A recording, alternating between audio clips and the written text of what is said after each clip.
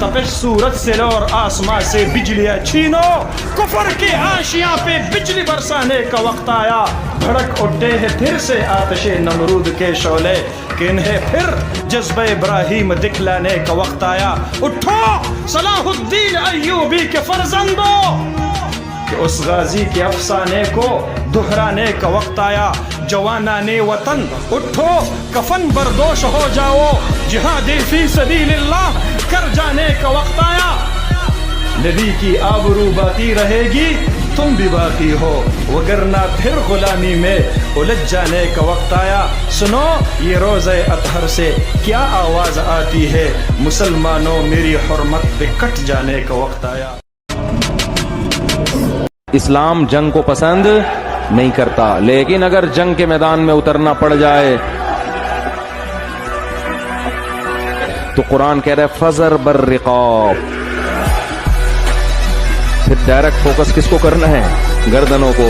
हत्ता इदा अस्खन्तुमूहुम, और जब तक हज़रत सलाहुद्दीन अय्यूबी के ज़माने में एक सलीबी जनरल जिसका नाम बुरनुस था, उसने हाजियों के एक काफिले को रोक लिया और सारा सामान लूट लिया। तो हाजियों ने कहा हम हज पे जा रहे हैं, तूने हमारा सारा सामान लूट लिया, हमें जाने दे। तो उस बदबख्त ने कहा बुलाओ अपने नबी मोहम्मद को जो तुम्हारी जान छुड़ाए।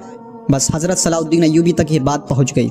उन दिनों आप बीमार थे, आपने दुआ फरमाई या अल्लाह मुझे मौत ना देना जब तक मैं उस बुरनुस को कैफिर किरदार तक ना पहुँचा दूँ, और अल्लाह ने आपकी दुआ कबूल कर ली। आप सेहतमंद हो गए।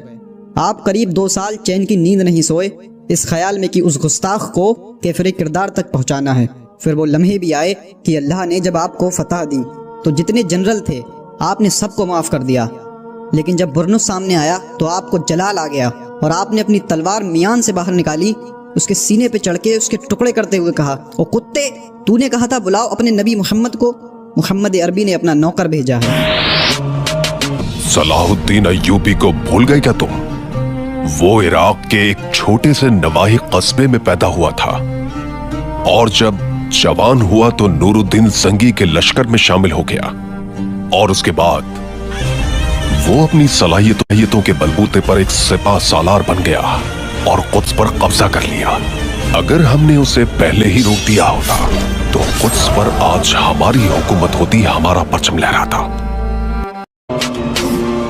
हैरत की बात मैं अगर आपको बता दूं, एक वक्त ऐसा भी आया कि सलाहुद्दीन के पास 12,000 का लश्कर था, सबसे बड़ा लश्कर 12,000 का लश्कर था।